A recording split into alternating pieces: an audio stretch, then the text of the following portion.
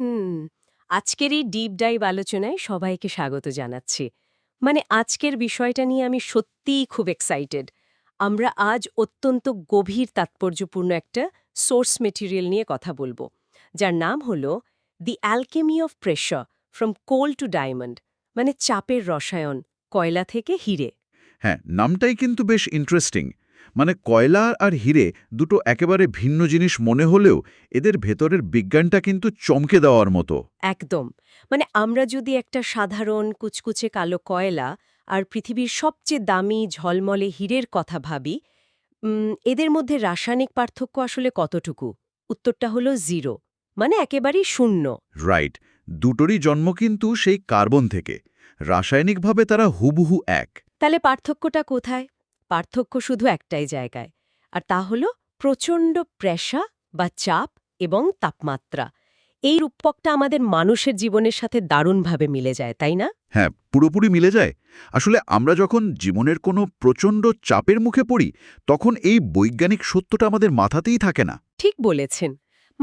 আমরা সাধারণত মানসিক বা পারিপার্শ্বিক চাপকে আমাদের জীবনের একটা ওয়ার্নিং লাইট হিসেবে দেখি। ধরুন গাড়ির ড্যাশবোর্ডে হঠাৎ করে লাল আলো জ্বলে উঠেছে, আমরা ভাবি এখনই ইঞ্জিন বন্ধ করে দেওয়া উচিত। হুম, আমরা ধরে নিই যে চাপ মানেই খুব ক্ষতিকর কিছু। চাপ মানেই হয়তো থেমে যাওয়ার বা ভেঙে পড়ার সময় চলে এসেছে। হ্যাঁ, আর ঠিক এখানেই আজকের এই আলোচনার মূল মিশনটা লুকিয়ে আছে। আমরা এই কয়লা আর নুড়ি পাথরের কথোপকথনের আড়ালে লুকিয়ে থাকা সাফল্যের দর্শনটা খুঁজব। তবে এর আগে কেন আমরা চাপকে এত ভয় পাই? আম, এর পিছনে আসলে আমাদের বিবর্তন আর মনস্তত্ত্বের একটা বিশাল ভূমিকা আছে। আমাদের মস্তিষ্ক এমনভাবেই তৈরি যে যে কোনো ধরনের অস্বস্তি বা চাপকে সে সরাসরি একটা থ্রেট বা হুমকি হিসেবে ধরে নেয়। ও আচ্ছা, এটা আমাদের একটা ডিফেন্স মেকানিজম। একদম তাই। আমাদের সাধারণ প্রবৃত্তি হলো যে কোনো মূল্যে এই প্রেশার এড়িয়ে চলা। আমরা সবাই চাই জীবনের রাস্তাটা সবসময় খুব মসৃণ হোক, কোনো ঘর্ষণ বা অস্বস্তি ছাড়া আমরা গন্তব্যে পৌঁছে যাব। কিন্তু মহাবিশ্বের নিয়ম তো আসলে সেভাবে কাজ করে না, রাইট? না, একেবারেই না। আর এখানেই গল্পের প্রেক্ষাপটটা খুব চমৎকারভাবে কাজে আসে। রাইট। তো আসুন আমরা গল্পের একদম প্রাথমিক দৃশ্যটা একটু কল্পনা করি। দৃশ্যটা এতটাই জীবন্ত যে চোখ বন্ধ করলেই বোঝা যায়। ধরুন মাটির হাজার হাজার ফুট নিচে বিশাল এক অন্ধকার খনি। হুম, যেখানে সূর্যের আলো পৌঁছায় না, চারপাশের বাতাস খুব ভারী। হ্যাঁ, আর সেই নিশ্ছিদ্র জমাট অন্ধকারে পড়ে আছে একখণ্ড কয়লা। সে তার নিজের এই কুচকুচে কালো রূপ আর চারপাশের ওই দমবন্ধ করা পরিবেশ নিয়ে চরম হতাশায় ভুগছে। সে ধরে নিয়েছে যে এই অন্ধকারের বুকেই তার জন্ম, আর এই মূল্যহীন অবস্থাতেই তার মৃত্যু হবে। ঠিক, তার মনে হচ্ছে পৃথিবীর আলো সে কোনোদিন দেখবে না, তার কোনো দামই নেই। আমরা যদি এই বিষয়টা সাইকোলজির দিক থেকে দেখি। হ্যাঁ, মনস্তাত্ত্বিক দৃষ্টিকোণ থেকে দেখলে এই অন্ধকার খুনিটি কিন্তু আমাদের জীবনের চরম হতাশা বা ডিপ্রেশনের মুহূর্তগুলোর একটা নিখুঁত প্রতিচ্ছবি। মানুষ যখন গভীর কোনো ব্যর্থতার মধ্যে দিয়ে যায়, বা ধরুন কোনো আর্থিক সংকট বা ব্যক্তিগত লস, তখন মস্তিষ্ক অদ্ভুত আচরণ করে, তাই না? একদম, চারপাশটা তখন ঠিক এই খনির মতোই অন্ধকার আর সীমাহীন মনে হয়। আর সবচেয়ে চিন্তার বিষয় হলো ওই সাময়িক পরিবেশটা দেখেই মানুষ তার সারা জীবনের মূল্য নির্ধারণ করে ফেলে। রাইট। কয়লাটি ভাবছে চারপাশ অন্ধকার, সে নিজেও কালো, তার কোনো দাম নেই।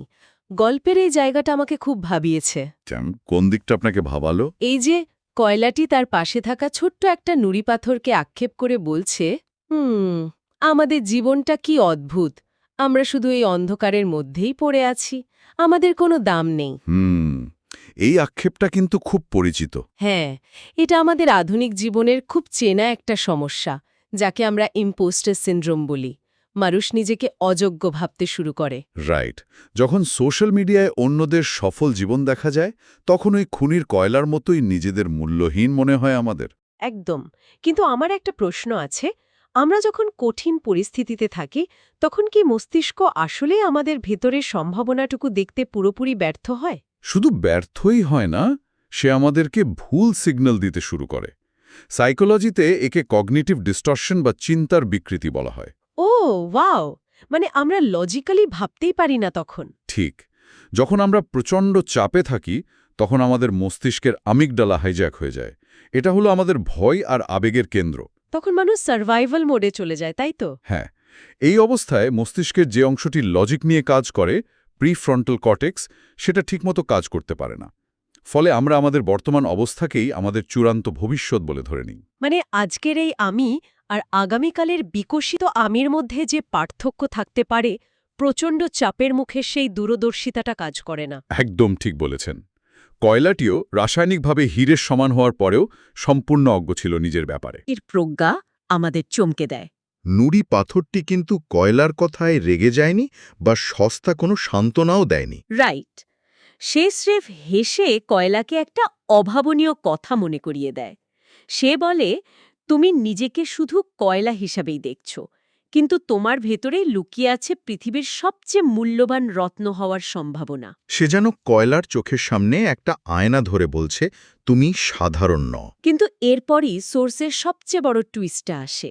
নুড়ি পাথরটি জানায় যে এই রত্ন হওয়ার পথে একটা বিশাল শর্ত আছে। এবং শর্তটি কোনো সাধারণ আপোষ নয়, এটি অস্তিত্বের একেবারে মূলে আঘাত করে। একেবারেই। নুড়ি পাথরটি বুঝিয়ে বলে যে হিরে হতে হলে তাকে অনেক বেশি চাপ এবং পৃথিবীর গর্ভের প্রচণ্ড উত্তাপ সহ্য করতে হবে। এই জায়গাটিতে এসে একটা নির্দিষ্ট লাইন ব্যবহার করা হয়েছে, যা নিয়ে আমি একটু পুশব্যাক করতে চাই। আচ্ছা, কোন লাইনটা? লাইনটি হল, তোমাকে এই কঠিন পরিস্থিতির মধ্যে দিয়ে নিজেকে ভেঙে নতুন করে গড়তে হবে। আমার প্রশ্ন হল, শুধু প্রচণ্ড চাপ বা তাপ সহ্য করাই কি যথেষ্ট নয়? কেন তাকে নিজেকে ভাঙার প্রক্রিয়ার মধ্যে দিয়ে যেতে হবে? খুব দারুণ একটা প্রশ্ন। মানে এই যে ভাঙনের কথা বলা হচ্ছে, এটা কি ধ্বংসের সমার্থক নয়? নতুন কিছু গড়ার জন্য নিজেকে ধ্বংস করতে হবে কেন? এই প্রশ্নটা আসলে পুরো রূপকটার প্রাণকেন্দ্রে আঘাত করে। কেন ভাঙতে হবে?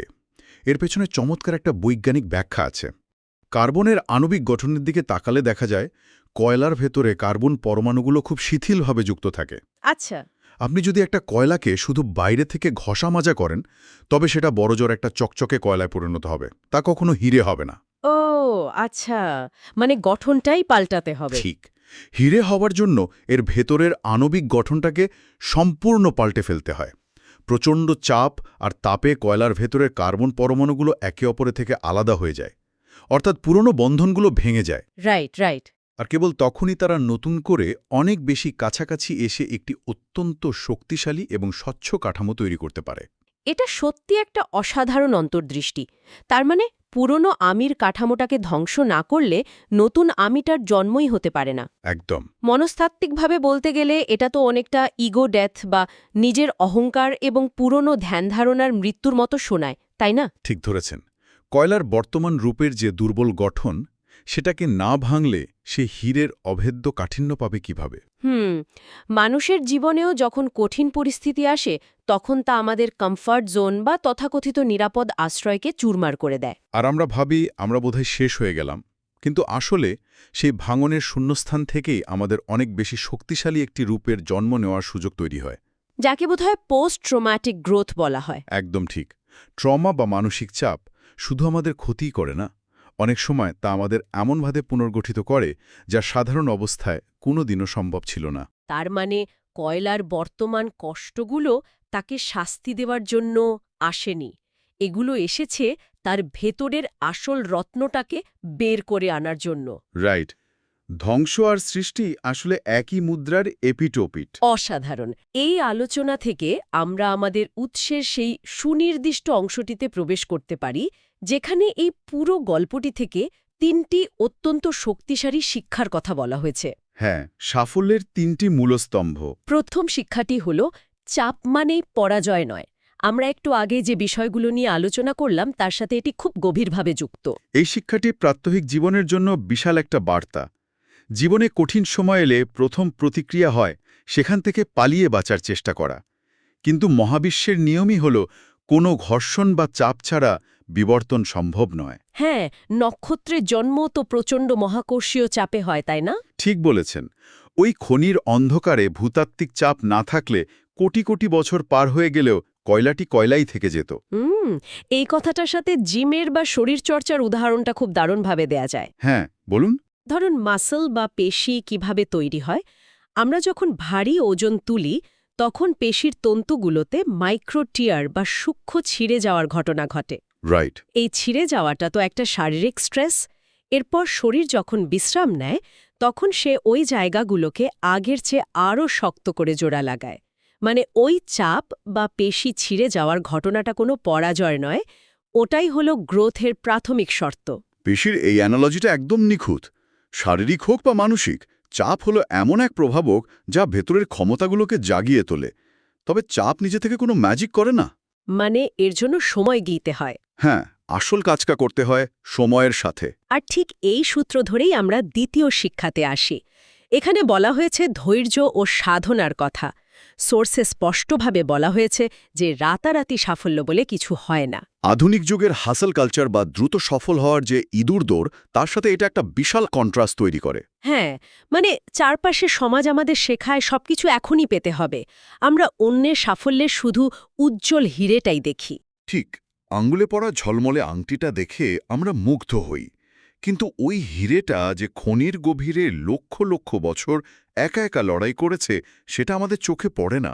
এখানে ধৈর্যের সংজ্ঞাটা একটু অন্যরকম, তাই না? একদম। ধৈর্য মানে অনেকেই মনে করেন শুধু নিষ্ক্রিয় হয়ে বসে থাকা। কিন্তু কয়লাটি শুধু বসে ছিল না, সে প্রচণ্ড তাপ এবং চাপকে সহ্য করেছে, নিজেকে নিয়ে কাজ করেছে। সে ভেঙেছে এবং নতুন করে গড়েছে।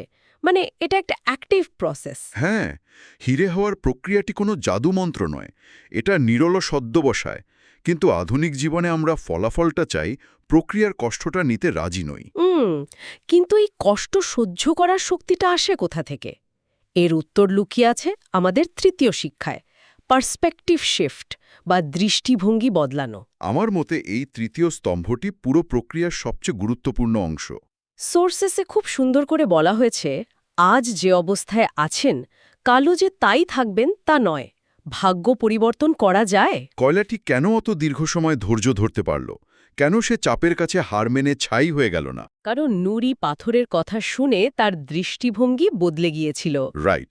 সে বুঝতে পেরেছিল যে তার এই কালো অবস্থাই তার চূড়ান্ত নিয়তি নয়, তার ভেতরে রত্ন হওয়ার সম্ভাবনা আছে। এই বিশ্বাসটাই তার ব্রেনের কেমিস্ট্রি বদলে দিয়েছিল।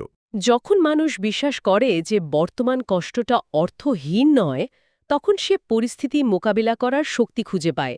দৃষ্টিভঙ্গির পরিবর্তনই মানুষকে অসাধারণ করে তোলে।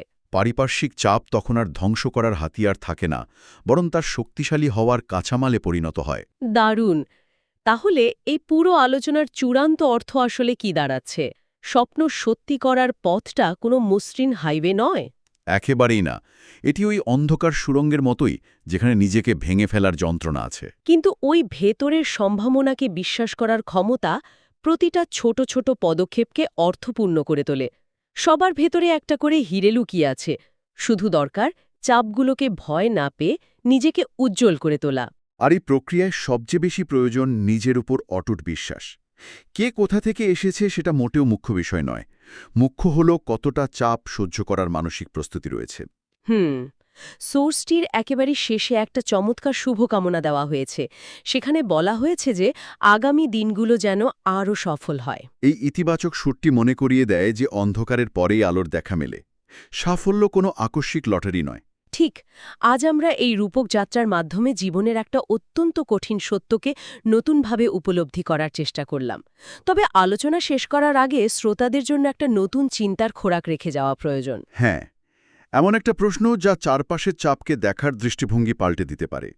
যদি খনির গভীর অন্ধকারের প্রচণ্ড চাপ একটা মূল্যহীন কয়লাকে পৃথিবীর সবচেয়ে দামি হিরেতে পরিণত করতে পারে, তবে এই মুহূর্তে মানুষের জীবনে যে প্রচণ্ড মানসিক বা পারিপার্শ্বিক চাপগুলো রয়েছে, সেগুলো কি আসলেই মানুষকে ধ্বংস করার জন্যই এসেছে? নাকি তারা আমাদের অধ্যারোদেইন ভেতরের কোনো নতুন শক্তিশালী সত্তাকে জন্ম দেওয়ার প্রস্তুতি নিচ্ছে? মানুষ কি কেবল এই সাময়িক চাপকে ভয় পেয়ে পিছিয়ে যাচ্ছে, নাকি সে আসলে তার নিজেরই শ্রেষ্ঠ রূপান্তরের ইনকিউবেটরে অপেক্ষা করছে? অসাধারণ একটা পয়েন্ট। এই সাময়িক চাপকে ভয় পেয়ে কয়লা হয়েই খনিতে রয়ে যাওয়া, নাকি চাপকে আলিঙ্গন করে হিরে হয়ে জ্বলতে শেখা, এই পছন্দটা একান্তই নিজস্ব। এই গভীর প্রশ্নটি নিয়েই আজকের মতো আমরা বিদায় নিচ্ছি। ভালো থাকবেন সবাই।